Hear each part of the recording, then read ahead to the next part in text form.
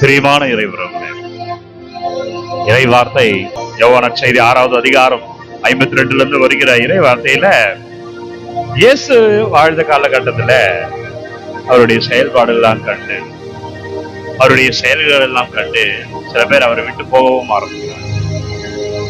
பலர் அவரை விட்டு விலகுகிறார். அப்பொழுது சீடர்களை பார்த்து கேட்கிறார், நீங்களும் என்னை விட்டு போகவில்லையா?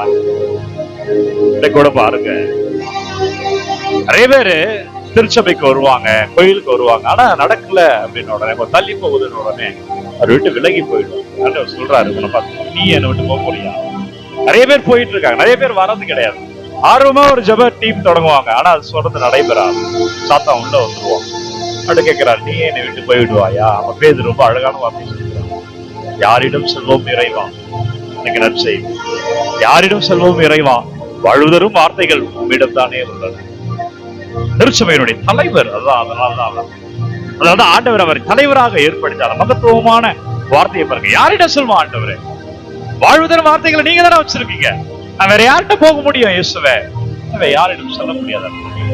ஆண்டவர் இருதபட்சம் ஆண்டவரிடம் உங்கள் முழுமையாய் அர்ப்பணிகள். பெரியமானவர்களே, சனிக்கிழமை தாய் மரியாள் நமக்காக செபிக்கிற நேரம், கணிகை தாய் ஆரோக்கிய அன்னை நமக்காக மன்றாடுகிற நேரம். எனவே நீங்கள் விடுதலை, அபிஷேகத்தை, ஆசீர்வாதத்தை அறுவடை செய்யும்.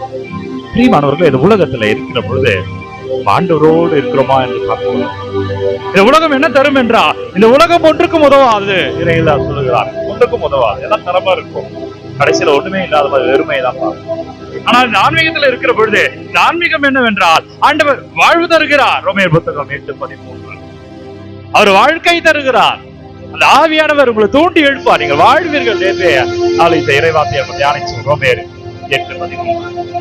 இரண்டாவது, சாவை கொண்டு வருகிறது. வெறும் மறிக்கிற பொழுது வருகிற சாவு மட்டும். இந்த உலகத்தை மட்டுமே நம்பி இருக்கிற பொழுது அங்க ஏமாற்றத்தை, தோல்வியை அங்க உங்களை விட்டு கொடுப்பார்கள். உங்களுக்கு புறமை பேசுவதை பார்ப்பீர்கள். அங்கங்க சாவு வந்துகிட்டே இருக்கும். மனம் உடைத்து போவோம். வாழாமல் இருப்பதெல்லாம் சாகிற தருணமாவா நான் பார்க்கிறேன். அது ஆண்டவரோடு இருக்கிற பொழுது என்ன நடக்கிறது என்றால், ஆண்டவர் இருக்கும் பொழுது நிலை வாழ்வை அறுவடையாக கொண்டு வருகிறார். புத்தகம் 6வது அதிகாரம் 6வது வார்த்தை, நிலை வாழ்வை நீங்கள் அறுவடை செய்வீர்கள். கலாத்தியர் 6:6. எனவே அதனால்தான் ஆண்டவரோடு இருக்கிறோமா ஒப்புமைப்படுத்தி பாருங்கள். மூன்றாவதாக, இந்த உலகத்தில் மட்டுமே இருக்கிற பொழுது பாவத்திற்கு அடிமையாய் விற்கப்பட்டவர் ஆக நம்மை மாற்றுகிறது. சில நேரத்தில் நம்ம தப்பு செய்யணும்னு நினைக்க மாட்டோம், ஆனா செஞ்சுக்கிட்டே இருக்கும். சொல்லுவா, தன்னை பற்றி பேசுகிற போது இதை நான் செய்யக்கூடாதுன்னு நினைக்கிறேன்னா தான் செய்து கொண்டு இருக்கிறேன். இந்த உலகம் அப்படி நம்மளை இழுத்து கொண்டு போய்விடும். ரோமேயர் புத்தகம் 7:14-25 வரை எடுத்து வாசிக்கிறோம். ஆனால் ஆண்டவரோடு இருக்கிற பொழுது கடவுளுக்கு ஏற்புடையவர்களாக நம்மை மாற்றுகிறார். அவரை நம்ப அவருடைய பிள்ளையா மாற்றுகிறார். அந்த குணநலங்களும் அவர் தருவார். எப்படி வாழணும் என்று கிருபையை நமக்கு தருவார். நான்காவதாக, நன்மை செய்வதற்கான ஆர்வம் நம்மிடம் இருந்தும் அதை செய்ய விடாமல் விடுகிறது. நிறைய நேரத்துல நம்ம நல்லது பண்றதான் நினைக்கிறோம், உதவி செய்யணும்னு நினைக்கிறோம், ஆனா நம்ம உபத்திரம் தான் பண்ணிட்டு இருப்போம். மற்றவர்களை பத்தி அவர்களை எடுத்து காட்டுறோன்ற பெயர்ல அவர்கள் பெயர்களை கெடுத்து கொண்டு இருப்போம். மற்றவர்களை திருத்துகின்ற பெயரில இன்னும் அவர்களை அழுத்திக் கொண்டே இருப்போம். வாழ்க்கையை வளமாய் வாழ்வதற்கான கனியை தருகிறார். கலாத்தியர் புத்தகம் 5:22-23 வாசகம்.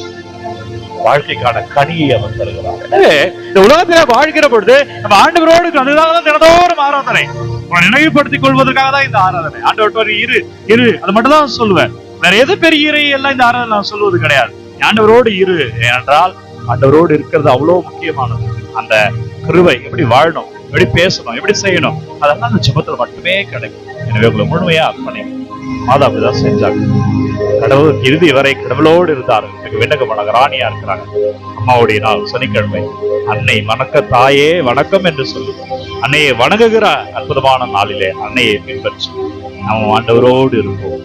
அவர் உங்களை வாழ வைப்பார், அவர் உங்களை உயர்த்துவார். அவங்களின் பெயரிலே நீங்கள் சாட்சியமாய் இருப்பீர்கள். பேதுரு சொன்ன வார்த்தையோடு நிறைவு செய்கிறேன்.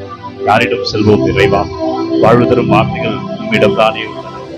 நம்முடைய வாழ்க்கை அவரிடம் வல்லவரை நன்றி. ஆசீர்வதிங்க தகப்பனே. பிள்ளைகளை தொடுங்கப்பா.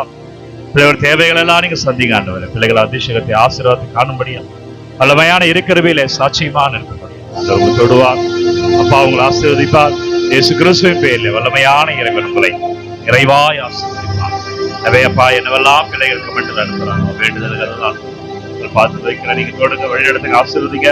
முழுமையான இறைக்கிறவர்களே வழிநடத்தப்படுவீர்கள், சாட்சியமா இருப்பீங்க, நல்லது நடக்கும். ஆண்டவரோடு இருங்கள், அபிஷேகத்தை காண்பீங்க. ஒவ்வொரு நாளும் விடியற் காலை 3 மணிக்கு இந்த ஆராதனை வழங்கிக் கொண்டிருக்க யார் தேவை நினைக்கிறீங்களோ அவர்களோடு பகிர்ந்து கொள்ளுங்கள். அதே போல உங்கள் விண்ணப்பங்கள்லாம் தொடர்ந்து அனுப்பி கொண்டே இருக்கீங்க. கமெண்ட்ல இந்த ஆராதனை ஒவ்வொரு நாளும் உங்களை ஒப்புக்கொண்டு சொல்லிக்கிறேன், உங்கள் விண்ணப்பங்களை ஒப்புக்கொண்டு சொல்லிக்கிறேன். என்னுடைய பர்சனல் ப்ரேயர்ல, தனி ஜெபத்துல, என்னுடைய திருப்பலியில உங்களுக்கு ஆசீர்வதிக்கிறேன். God bless you. Take care. Have a nice day. எல்லாம் வல்ல இறைவன் தந்தை, மகன், தூய ஆவியார் உங்களை நிறைவாக ஆசீர்வதிப்பாராக. இந்த நாளும் இனிய நாளே. உங்கள் துன்பமெல்லாம் கவலைகள் எல்லாம் ஆசீர்வாதமாய் மாறுகிறது. ஆண்டவர் உன்னோடு வருகிறார். தைரியமாயிரு, வெற்றியை காண்பாய். நன்றி அன்பர்களே.